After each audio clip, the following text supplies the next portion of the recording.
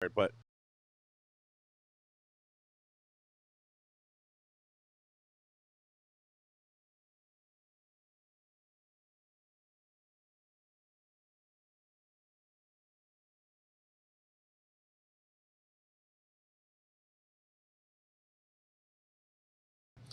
we're back with another episode. First, the sponsors. I got to be very judicious about the sponsors today. I got Volquartsen Firearms, Scott Volquartsen. Special thanks to them. Rhino medals for all the tables and everything in the studio.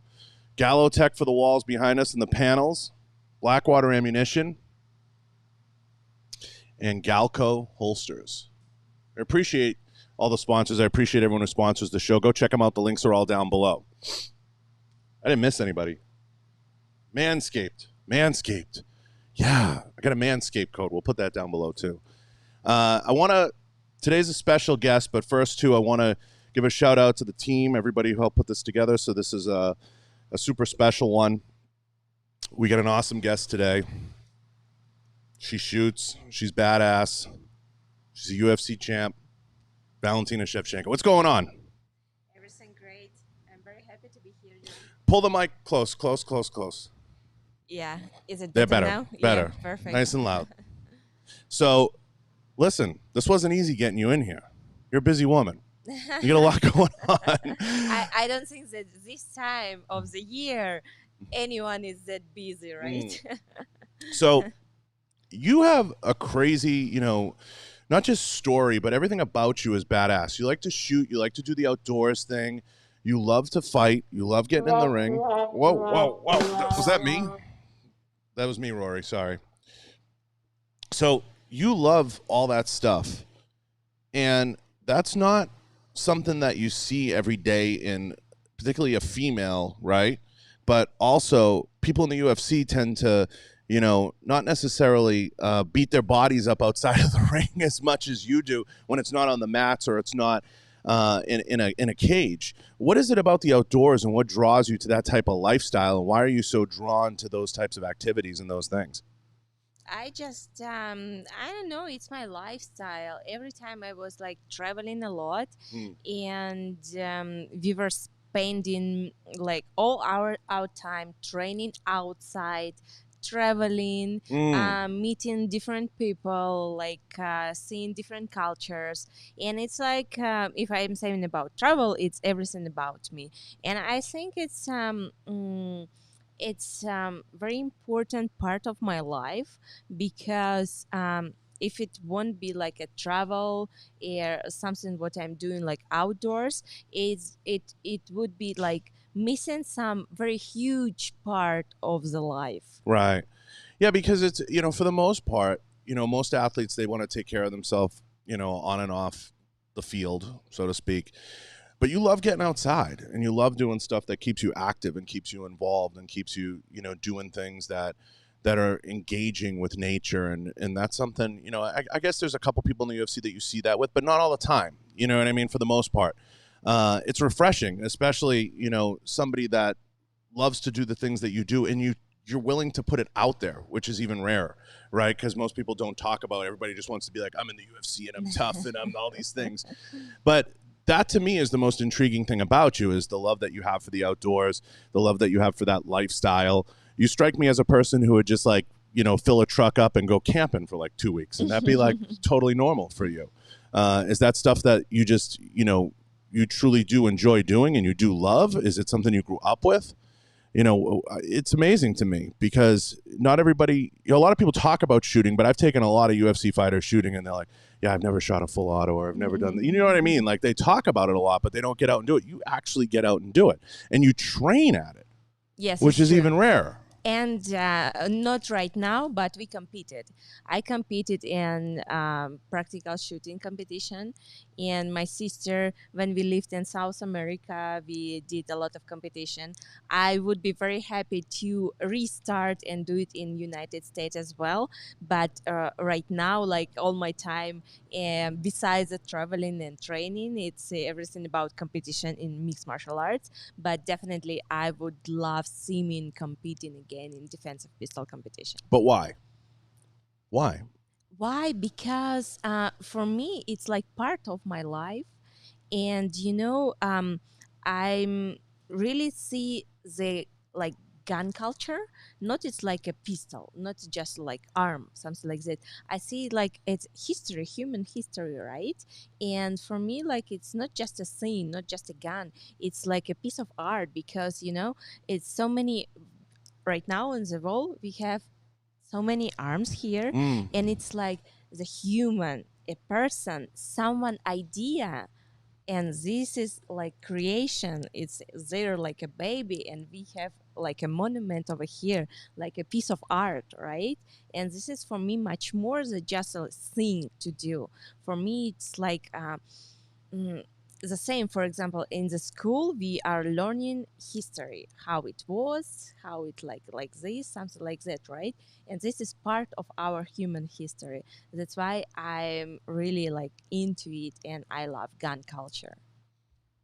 Are you ladies taking notes over there? Jeez, that's the perfect answer. No, you're not wrong, and that's the perfect answer. It's so simple for some people to comprehend that, yet so hard, especially in this country. It's a very polarizing thing, right? The gun culture. But for you just to put it that way, as this is, something that's a part of history that people love, they enjoy it. It's a sport. It's legitimately a sport. And people just love collecting these things and making them a part of their life.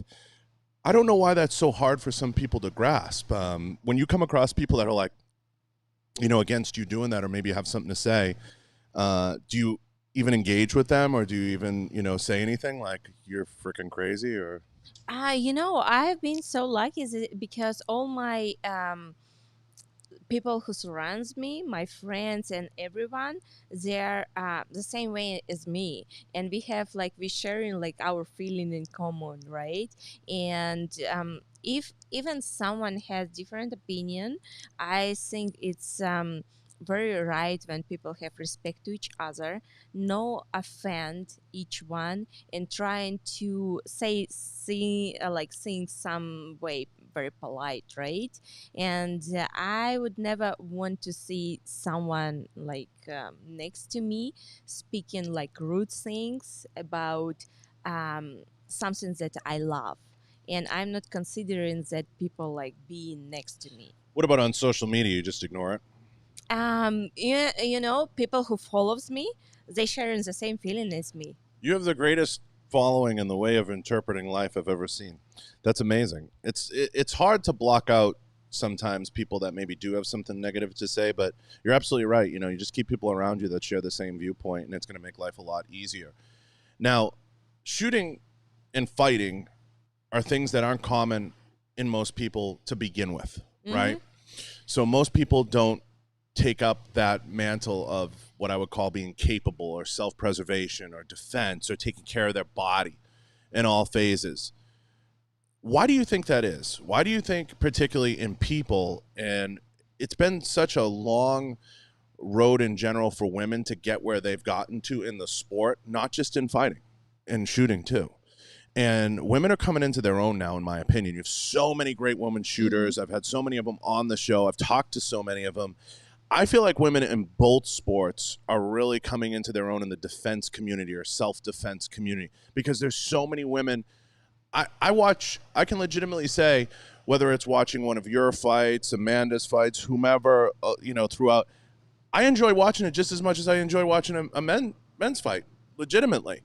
I think it's come a long way to have that. It's true because what is martial arts? It's a sport, right? And if we are speaking about the technique, about the spirit, there is no gender. There is no, of course, there is a man, there is a woman, but the technique by itself, it doesn't have gender.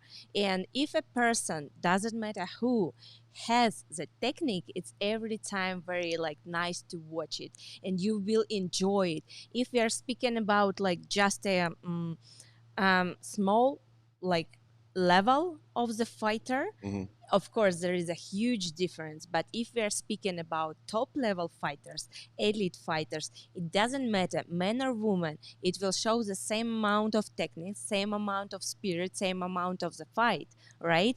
And everyone who love to see mixed martial arts or any combat sport will love to watch their fights. And that's why for me, there is no like, I cannot divide like man or woman, right?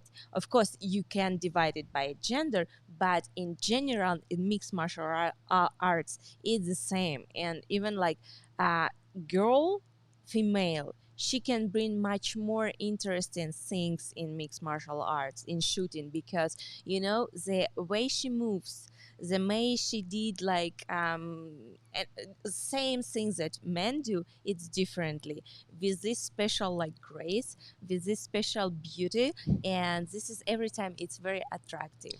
100%. Everybody would rather watch a woman do anything than watch a man do it. That's 100%. I agree with you, and I think for the most part, I think the personalities too have gotten a lot better. I think, your approach, what always amazes me is the approach people take and how they win time in and time out, and the mental conditioning and the hard work and the preparation that goes into that. It's not easy, and it's not easy on your personal life either. It's not easy professionally to stay at the top of your game and to push yourself and to do it in combat sports. And when people say combat sports, it's not just the MMA. It's whether it's shooting, like we were talking offline about being on the range. It's 110 degrees out there. It's not easy. It's not easy to do day in and day out. It takes a toll on your body. It takes a toll on your mind. How important for you is the mental conditioning, and as you prepare yourself mentally, whether it's for a fight or just even every day approaching training, how important is that? Mental condition is the same important as the physical, because there is no something more. For example, if you are having more mental rate inside you or physical, there is no more. It has to be equalizing. It has to be equal, right? And this is same important mental, same important physical condition, and it has to join together in the balance. And for me, for example, if we are speaking about shooting, like for example, this type of competition like IDPA, IPSC, right? It's very similar to mixed martial arts. For me, for example, what is MMA, right? It's mixed martial arts as a sport who combine in itself all martial arts together. So it's like universal fight style. And for me, this kind of competition for IDPA, IPSC, Trigun, it's the same MMA, but in shooting, because it's combined everything. It's not about like a statistic shooting when you like just a precision. No, it's combining all together. It's a speed, accuracy, it's everything. You have to know how to, if you have some like issue with your gun during the exercise, during the competition, you have to know how to fix it to continue to do your exercise, right? And this is like the gun training, shooting training. It's much more just a sport. It's all about respect to what you do, about the concentration, because you cannot come to the training with a loaded gun and like I'm here, right? You have to won't last long. You have to know what you are doing. You have to totally come to the range with a lot of respect to your thing, to your gun, to your partners who are doing the same, and think about what you are doing. So it's a lot of teaching to respect, to control yourself, to analyze, because if you are cannot shoot like with a precision, you have to know what to do to analyze your shooting and make the right corrections, right? So it's teaching so many things, and for me it's like shooting, it's a complete thing for my mixed martial arts. Yeah, shooting, a lot of things people don't realize, especially about shooting and competitive shooting, is the discipline that it takes to maintain that composure as your heart rate rises, as the stress rises, because when you fling a shot and it's not, and it it misses, doesn't it, C zone or A zone or whatever, and you know when maybe you're moving too quick and you need to slow down, but all those things are happening in your head just as they would in a fight in real time, very fast. So you have to adjust and you have to move. So the pressures that happen, especially as it pertains to even jiu-jitsu, one little move and you feel that pressure really fast, especially on the range, moving and shooting. And you know, stages a lot like rounds, you have to adjust. But I tell people all the time, all combat sports, all physical confrontations, all shootings, it's all a management of distance. It's 100% a management of distance. And training. And training. If you understand how to manage distance, you'll be better in the beginning. But all shit breaks down, right? It's going to break down. But if you manage distance effectively, then you can tap into the right tools if you have them available to you. So if you have a firearm or a blade, Muay Thai, whatever the tool is you're going to use. But you have to manage that distance effectively, especially from the start, especially if you don't know what the person coming at you has. And that's the difference between the street and the cage. And that, you know, that's one of the things that, do you have the ability, like a switch, to kind of turn that off? Because the tactical training is very different than fighting in the ring, in the cage. And is that something that, you know, you take into account, you know, when you're out there training? Because even competitive shooting is very different than tactical shooting and tactical training. Do you have the ability to turn those switches off, or do you ever encounter like a little mental hiccup sometimes, or do you think differently, or how do you compartmentalize all those? Is it something you think about? You know, I would say it's more about practice. It's everything about practice and training. For example, in mixed martial arts, I am right now, how many years? 20, Forever. 27 years I do my training in martial arts. So it's definitely, it's forever.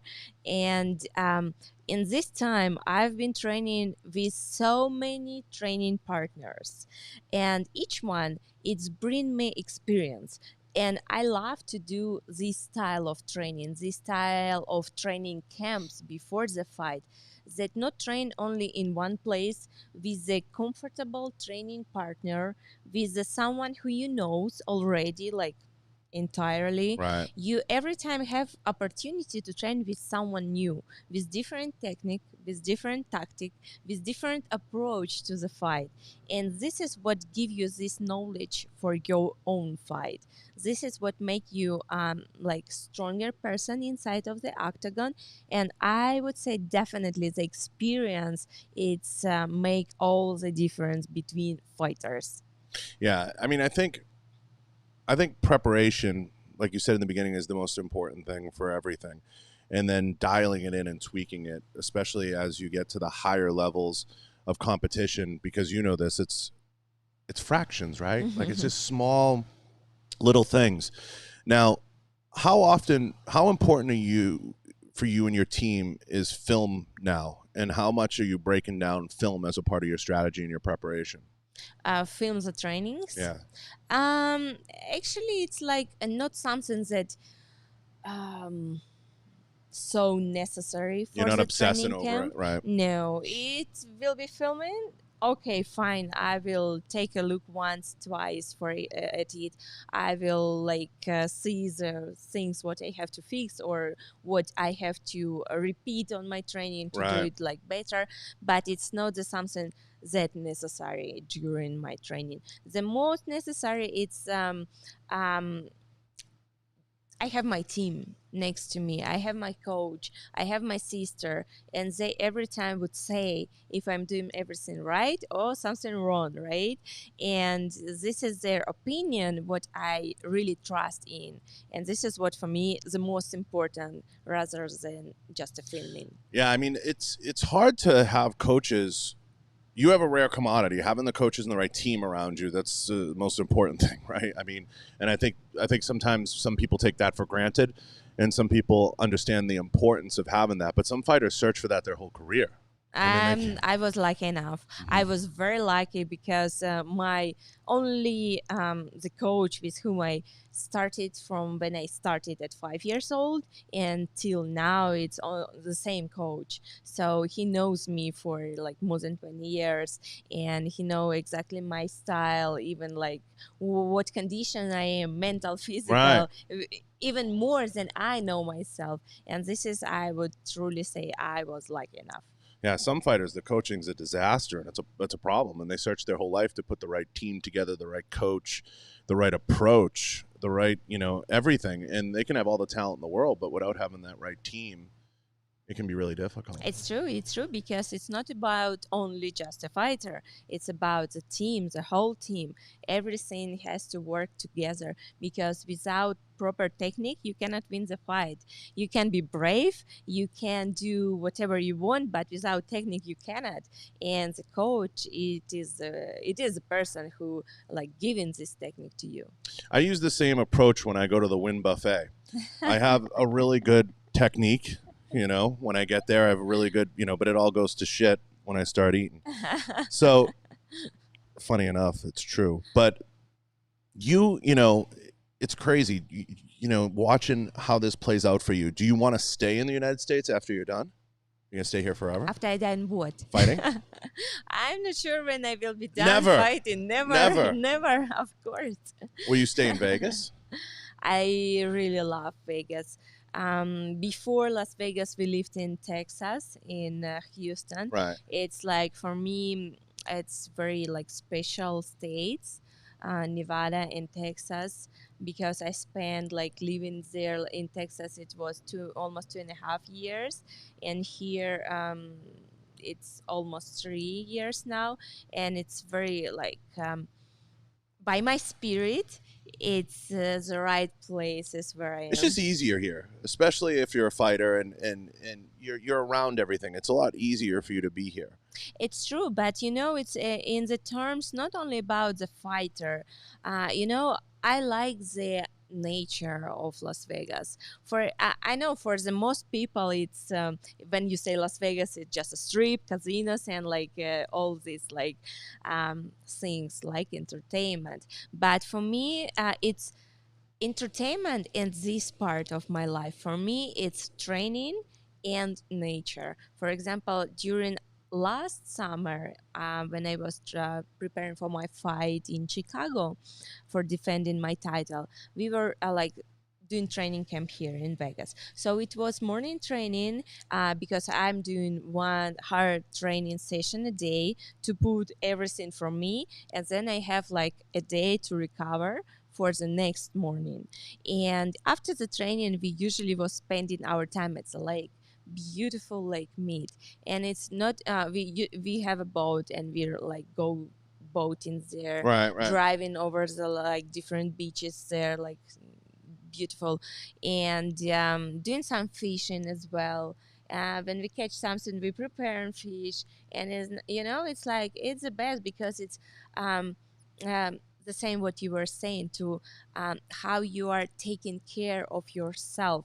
And you was in the beginning of the program, you told that many fighters, they are trying to take care of themselves, doing nothing besides the trainings, right? Mm-hmm. But for me, taking care of yourself, it's train and spend your recovery time right. Not just staying at house, not just staying at home and watching TV. I think it's wasting time. It's just wasting time of your life. We have that short life, and we have to see much more. And there is so many beautiful things. For example, nature. What best education you can get from where? I think the nature can teach you so many things, and this is why I'm trying to learn from it. And that's why my like recovery and like taking care of myself, it's traveling and being on the nature. I ask because I see you in like a log cabin in South Dakota when this is over, or somewhere. I could see you living that type of lifestyle based on what you love and the things you love to do. Recently we spent very amazing time. We had a travel. We had a trip that was planned. We planned to have it like for 2 weeks, but it was a little bit longer, almost 2 months. We were traveling by car, and we traveled from here to Las Vegas. We went to Lake Tahoe, spent there in Carson City a few days. Then we traveled to San Francisco. Of course, it was like a lot of stops. Like every day we spent in another city, different city. Sometimes it was very small towns, but we drew to San Francisco, and then we took all Highway 1, like all the way up to, almost to the Canada. And it's the most beautiful highway I ever see. It's gorgeous. And this travel, it was so different, because like living here in Nevada, you are thinking about this is the type of nature everywhere, right? But there, the Pacific Ocean, it's so different. It's not that sunny like waves, ocean and beach, sandy beach. It's totally different. It's so like strong, it's so powerful and so severe, the ocean. And what things that surprised me a lot, it's like being in summertime, you are not feeling that you are spending time in the summer, because it's very cold weather over there around all world, all the year. So they have this like cloudy time of the year. And I was asking some people who live there, and they told me we have two time of the year. It's a spring, it's a autumn. We don't have any winter, we don't have any summer. And it's amazing. It's like totally different part of the world. And I was feeling that being there, I was feeling the whole world, it's the same. There is no sun anywhere. It's a cloudy weather everywhere. The Pacific Northwest is terribly depressing. It's like It's not. It's not. it's depressing. I I lived there. It's depressing. It does have that period of almost like a darkness, like a fog over it for a little bit period of time. If you can get past that, the winters are super, super dark. Super dark. So you have to be like ready for that. Not so much in San Francisco. As you go more towards like Seattle, into Montana, chunks of Montana, those winters are brutal. Like I tell people all the time, the summers are amazing. I agree. But you have to be seasonal up there if you're gonna keep your head about I you. agree. It's probably totally different when you live there for like whole time and coming to visit. Right. You're right. Of course, when you live in, that's why I choose Las Vegas. We have all year round the summer, and we have sun every day. This is what I love. Yeah, no, and you have the lake, and you're pretty active out there, so you're getting out and about and enjoying the best that the state has to offer. And Vegas does grow on you. It definitely does grow on you. It's warm as hell in the summer. I want it warm as fuck in the summer, but for the most part, the winters are pretty cool, so they're manageable. You get to enjoy a little bit. I just wish it rained a little bit more, selfishly, because I like it when it gets wet out. But Vegas has everything that you would want to have. I'm a food guy, so there's great food you can eat. Almost anywhere.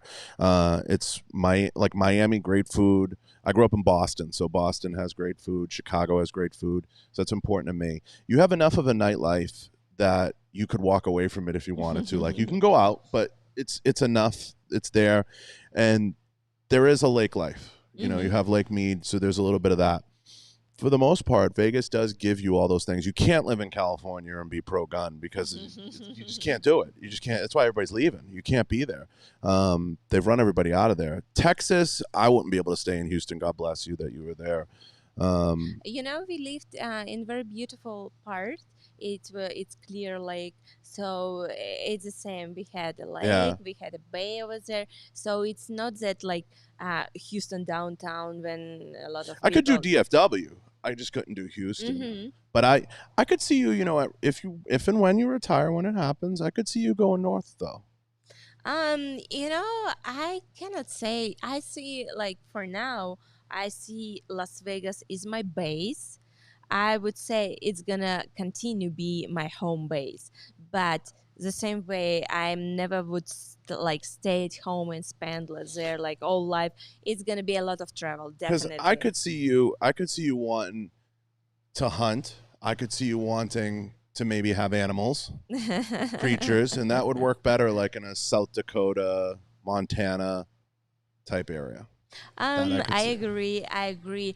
I cannot say what's gonna happen in the future, right?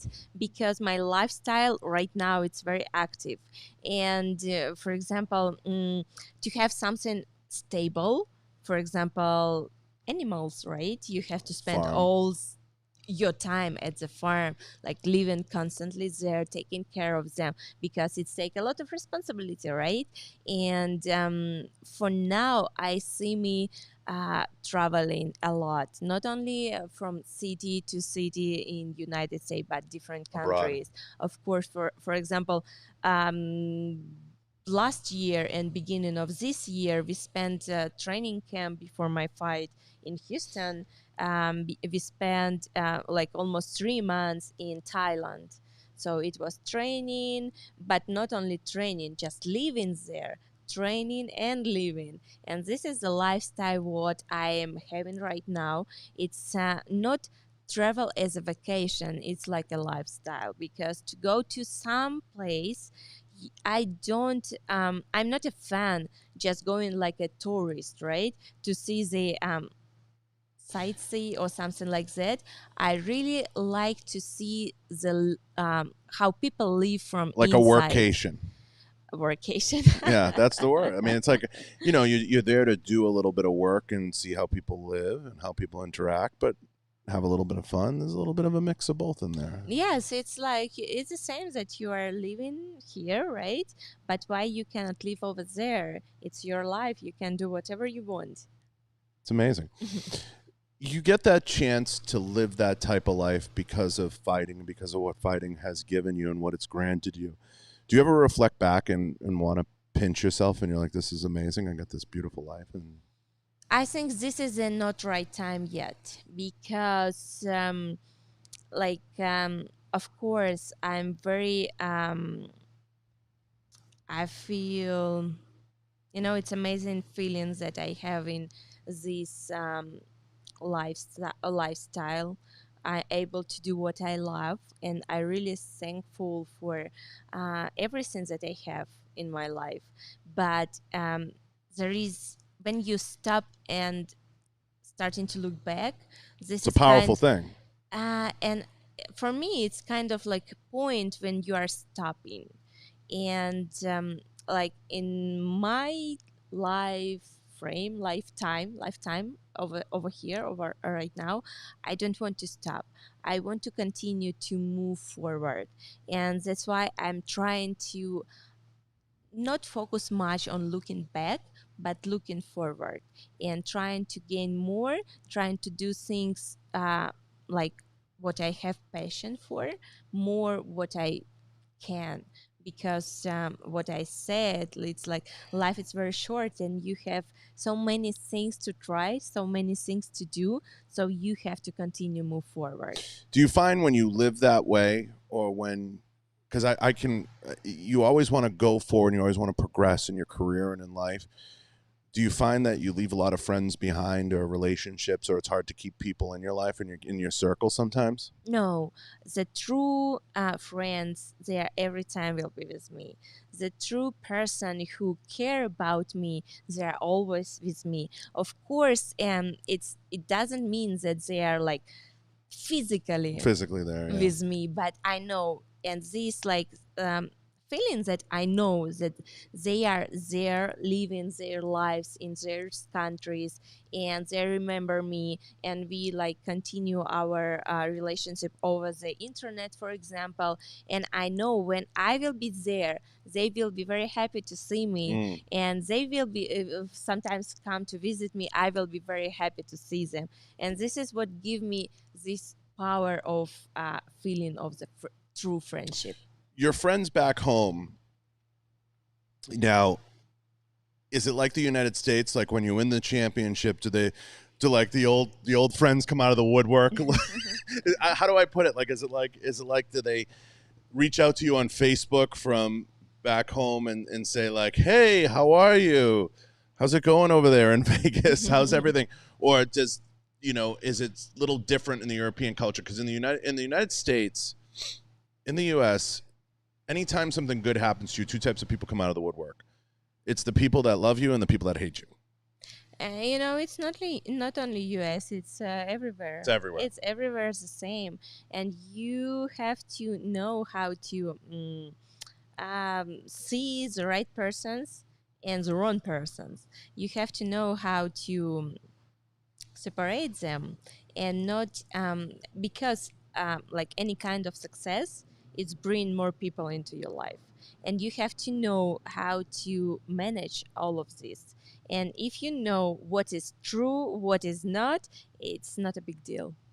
Yeah, I think everybody has a hard time figuring out their bullshit meter and sifting through that. At least, sometimes people get in and sometimes people don't get in. It's just kind of closing the door to everybody. But at the same time, you don't want to seem cold sometimes. You don't want to seem callous. I think, for the most part, it's harder sometimes to understand what people's true motives are. But I think, for the most part, when you're a fighter, you're able to put the blockers on. I think when your personality or some other folks that I've had on the show, they sometimes have a hard time keeping the leeches off of them. One more things like I'm not the person who easy let anyone in my life, in your right? sphere, yeah. You have to Earn it, right? It's a very right word. So it's not meaning that if you are like coming with the sweet words and okay, I will say welcome. No, it's not. You have to earn it. You have to like work on it. And if I see that you are deserve it, you will be like considering as a friend. But if not, it's like it's not gonna happen at all. Right. It's hard. I mean, especially for you guys on a business side too, because you're getting all kinds of people that are coming sniffing around and looking for whether it's a business relationship, a personal relationship, or some type of connection. Sports are weird like that a little bit. Sports. I would say other folks I've had on. The hard part is kind of keeping the leeches away, or the hanger-oners, or the tag-alongs, or the people that just want to think they want to be a part of it, but they don't realize the headaches that come along with it. What's your number one criteria for somebody that you do let in your circle or you do let in your sphere? What's the most important component? Is it integrity? Is it what is it that you look for when somebody says, "Hey, Valentina, I got this great opportunity for you"? I will listen first. What the opportunities? You got about 30 seconds, right? I got this great, situation for you. You seem very open and you seem willing to hear it out, but what do you look for in the person? It's I cannot just make a list and saying this is my criteria, right? Because it doesn't work in the life. Probably it works on the paper, but when you start to deal with the person, it doesn't work. There is no criteria like by points, by like this is number one, number two. Okay, you are good with my criteria. You can be the right person. I always say I look for somebody who is a genuine bridge builder. Are they building bridges? Are they nice? Are they burning bridges or building bridges? And I look for that in people. I think what we are speaking about. Are we speaking about like business relationship or friend relationship? I would say just how you would let someone in your circle, because I think at this point in your career, most people are going to try to infiltrate your circle, probably on the friendship side initially. I would think everybody's everything about friendship. It's everything. Yeah, I would. That's what I would think. And what I look for, I mean, at least my criteria is I try to understand: is this person somebody that's building bridges? Because that's a big component for me, because I'm a huge networker. So I look at that when people ask me what's the number one criteria for a circle or for letting people in, and I say are they a bridge builder? And I'll sit back. You'll never do business with anybody right away. I mean, that's a given, right? You're not going to do business with anybody immediately unless it's straight business, hey, I have to go do this appearance or whatever that is. But if it's somebody that you're going to truly let in your circle, or let somebody influence the decisions that you make, or potentially have some say in the things that you do, my number one criteria is how they build bridges and how they interact with other people and how those interactions go, and are they genuine about the relationships. And that's why a lot of times people always ask me, how do I get the guests I get on? How do you network the way you do? How do you build the relationships you build? I always say you have to do 2 or 3 or 4 things for that person before you even expect one thing back. But that's a rare commodity. Everybody always wants something back. Something back. So straight Now, away. immediately, right now. You know? It's true. It's true. I would say, yeah, it's only time can show if it's like truly person who deserve to be next to you, or for me, with someone, uh, if I feel comfortable with someone, and I feel without pressure, without like thinking that I have to impress this person, right? And I can be myself in front of this person. It's definitely someone who like someone who I feel comfortable with. Yeah. It's not an easy feat. It's rare. Do you feel like you intimidate a lot of people? I don't know. I never asked. All right. Just asking. I won't asking everyone trying to intimidate you. No, with me, no. But I also don't have that starstruck mechanism. I've done 300 of these. I've had quite a few people in this room and quite a few people on the show. So I think intimidation's the wrong word. Are there people that I meet that I'm truly, genuinely honored to meet them and flattered that they would take the time? Sure. You know, I've had multiple representatives, senators, people on the show that means a lot. Having world champions on means a lot to me. But I think some people do get starstruck and do have those moments. I'm always impressed by you guys because you have the ability to meet people over and over and over again and still seem excited. That to me is the most impressive fucking thing ever. And I've said that to multiple guests that do a lot of appearances, that have a lot of that responsibility. I don't have that, so thank God. But you guys impress me because you're just able to sit there and say, hey, it's so great to meet you. And I know that that's hard. I know it's hard to do day in and day out. That takes some mental conditioning. Some people say, oh, no, I love meeting everybody. I genuinely enjoy it. I don't know that that's easy. I mean, some days you get up, you just don't want to deal with people all day. I would say if you feel this way, you have to stay at home. Yeah. Because if you are like starting to interact with the people, you have to be in the right mood. In totally the right mood. For example, for me, it's like being today here, it's very refreshing because with all these things that going on in right now, right, with that you cannot go there, cannot go here, it's very necessary to keep this like interaction with the dialogue. people. Yes. I'll tell you the honest truth, what I love about this, and I was talking about this with Mike Chiesa. Having an hour with someone, just to have a conversation. No phones, nothing. We're just having a talk. I don't care what we're talking about. It's just so refreshing. I walk away and I feel good.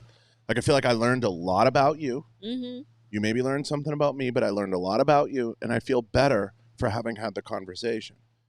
That's so rare today, Valentina. That's It's so true. rare. It's true. Because It's everybody's very on their rare. phone. You and I are going to be closer than you are with anybody the rest of this month, probably. Because who takes an hour to chat with somebody, you know, especially you in the position you're in? Just a friend. With no Just a phone. friend. Yeah, just a friend. Just a friend. So I feel like a friend. This is what feeling I'm looking for, like with these answers that you asked Right. before, right? What you got. This is the feeling when you can speak with a person. You can like after the conversation, feel that fully inside with the like internal energy. You can have a This is- relationship. This is the feeling what I'm looking for from a person, right? If you're like speaking with someone and after this conversation you feeling empty, this is the worst feeling. You Right. cannot spend much like time with this person. But if you feel opposite way, so much in this, having the energy, this is I would say the right person. And I have like some persons that I really feel that way, and you know they're like all over the different places. They are not much. They are not like hundreds. No way. They're just like few persons. But you know, knowing that we are not spending like a lot chatting to each other like every day, sending messages to each other. We are just speaking like from time to time. But you know, they know that they can trust me. I know that I can trust them, and this is the greatest feeling ever between friends. Yeah, it's rare in life, let alone the position you're in, because of the amount of screening you have to do before you even get to that point with a person. So it's rare in life to have multiple people to have that relationship with. I'm a painfully, I would say, obnoxiously honest person. So I don't keep a lot of people don't stick around for that reason, maybe. I don't know. I mean, I'm just like it's where I'm from, it's who I am. And in any relationship, I'm stuck explaining that a lot of times to people. I'm like, you're always going to get it straight from me. I don't have that filter. I just don't have it. I don't possess it. You know, I guess that makes me not ideal for parties. I mean, you know, you see how Dana is. Dana's from Boston. You see how he is. And that's, you know, it's a part of you. It's where I'm from. And I don't apologize for it. It's just I have to kind of come with a little bit of a disclaimer in that regard. I understand. But I think, you know, people who appreciate it, it's refreshing. And I think finding those types of people that you let in your circle, that you can accept their honesty, you can truly let them in, is rare to begin with, and let alone in the position you're in. Do you ever take the time, I have to ask, do you ever take the time to actually read any of the DMs or the messages that you get? Do you ever skim through them? You know, very rare. It's I'm not spending much time because there's probably all kinds of crazy shit in there. Do you ever? It's not because of this, something that I don't want to read. It's just like my mindset, what I think, and why, for example, people follow me on social media, right? They love my lifestyle. They probably I would assume they want me. They want to see me win. They want to see me successfully in my fights, right? And half of them might want to see you lose. Don't be fooled. It might be half of them want to see you lose. So I have a response for both of them, for both halves. Keep following. So for the ones who really want me to wants to see me win, I'm spending my time in the gym, right? I'm not spending like time in the social media responding or doing something like that. I rather spend time for the fight. And for them, that ones who won't see me lose, I do the same. I spend all my time in the gym. I don't care what they're like, good or bad. Like, of course, for the good words, I really appreciate it, and it's really motivating me for the next training, next step. Right. But I don't care if someone saying whatever they want, bad things. I don't care much because I spending all my time in the gym. I spend it there.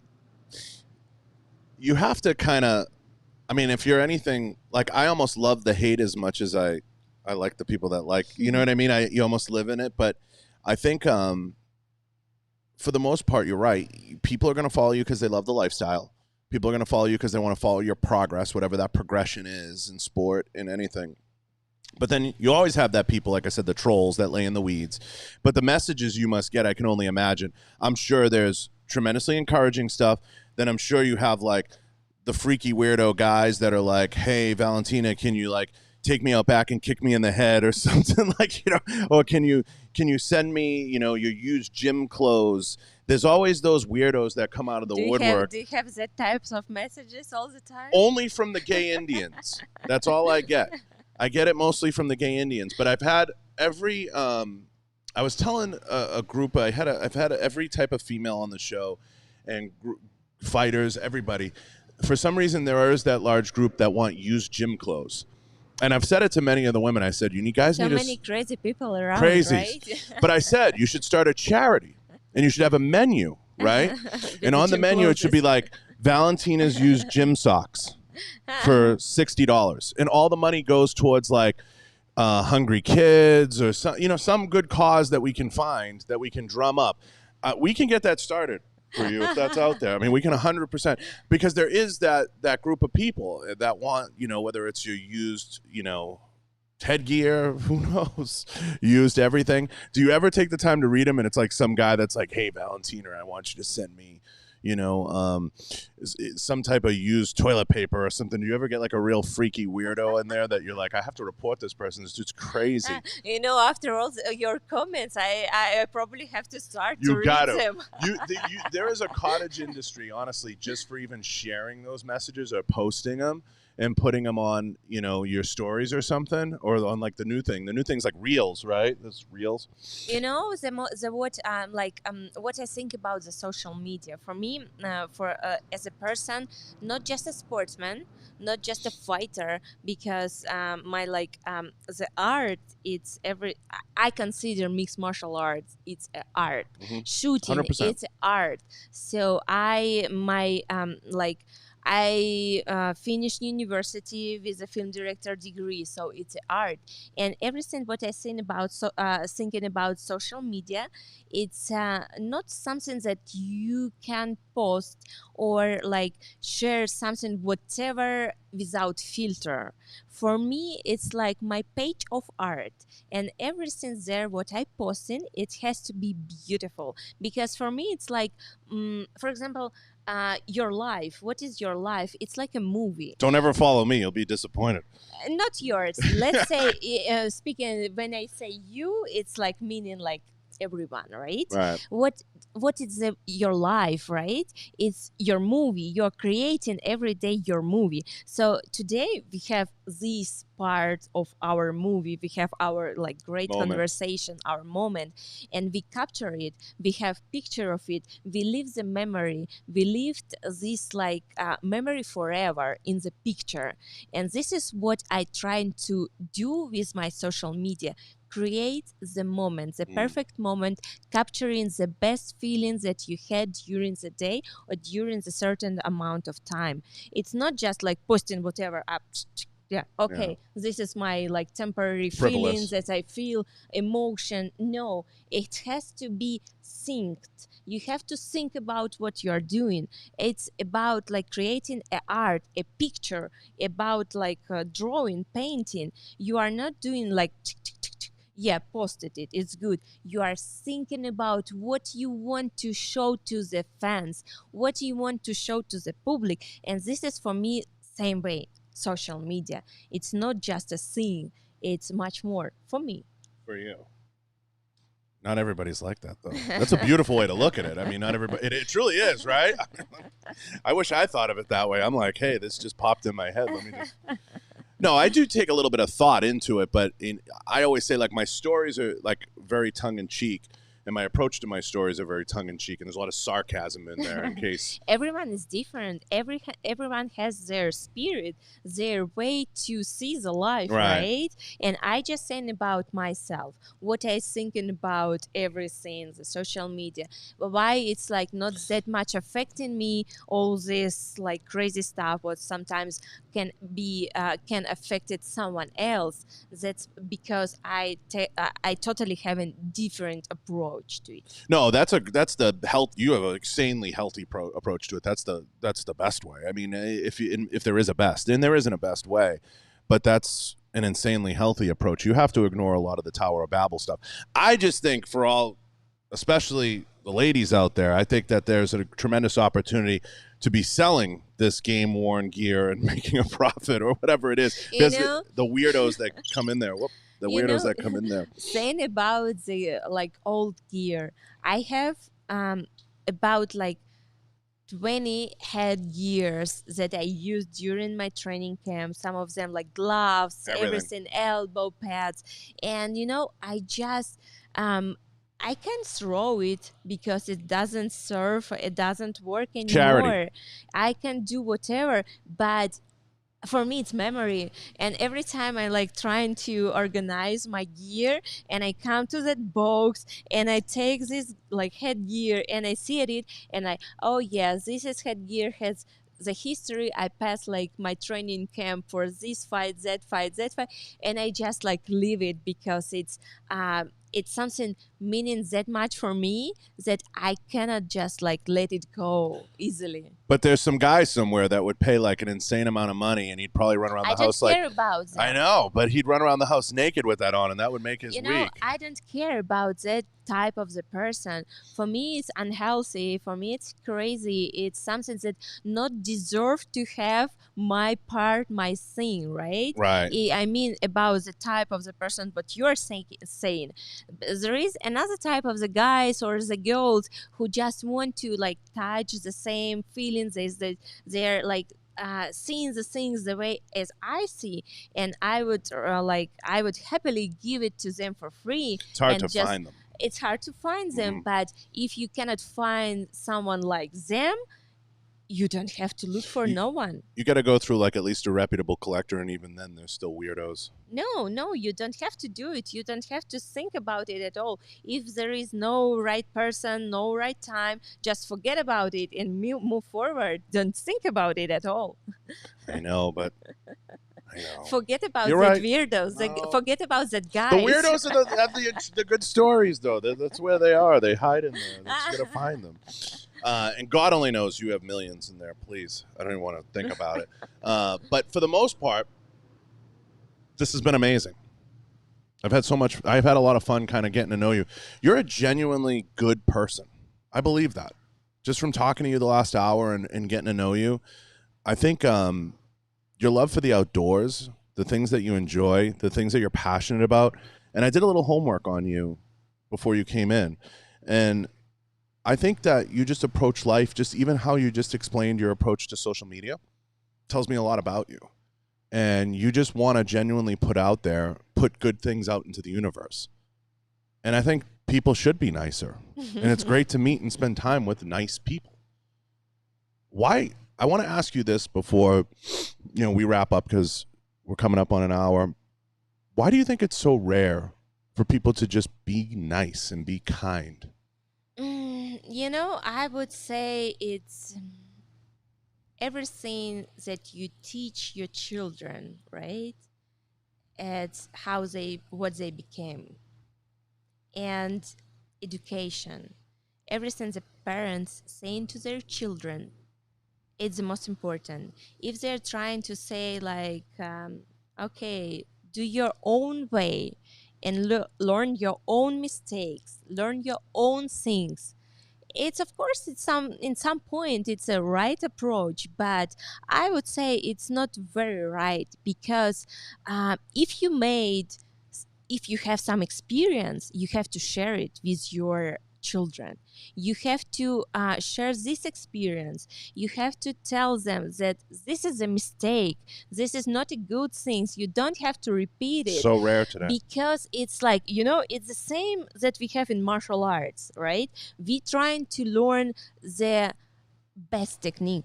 We are not trying to learn with our own experience everything, right? We want the best techniques that would work for our victory. This is the same with education. With the education of our children, we have to learn them. We have to teach them the best things. Our experience, the best what we learn from our life.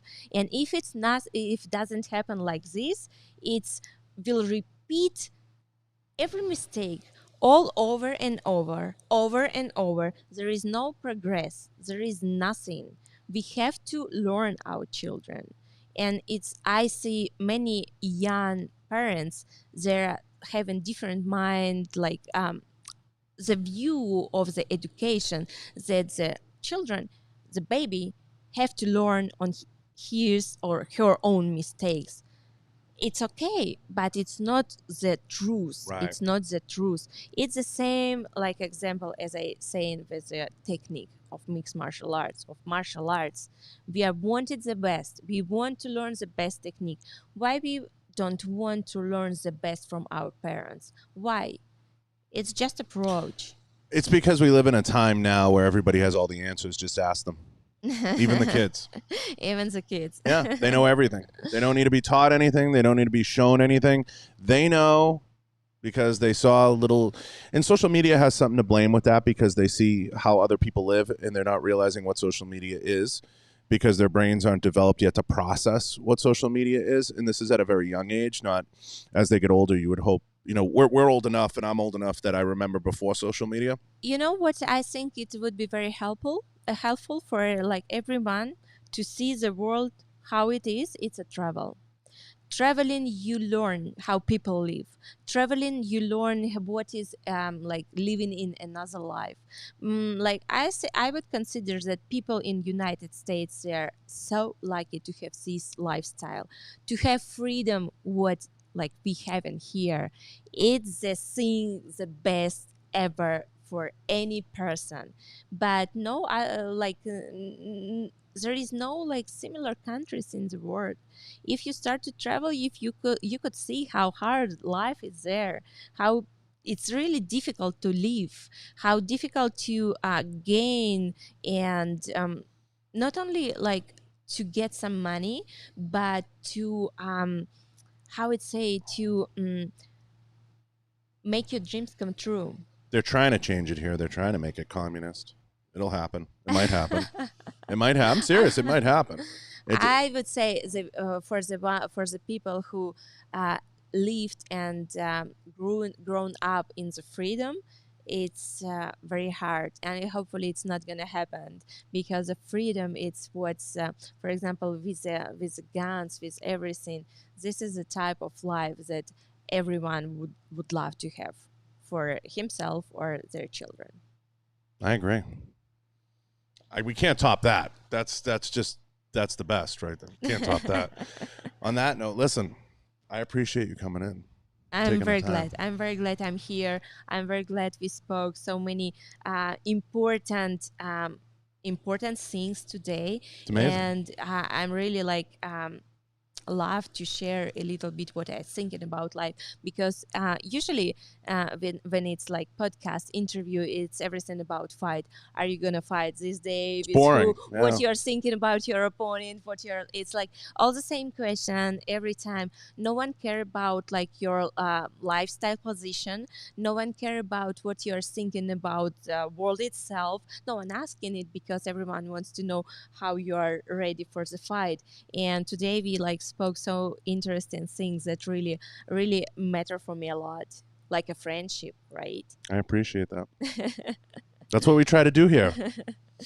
I appreciate it. It means a lot for you to say that. I mean it. And I can't thank you enough. I genuinely know how valuable your time is.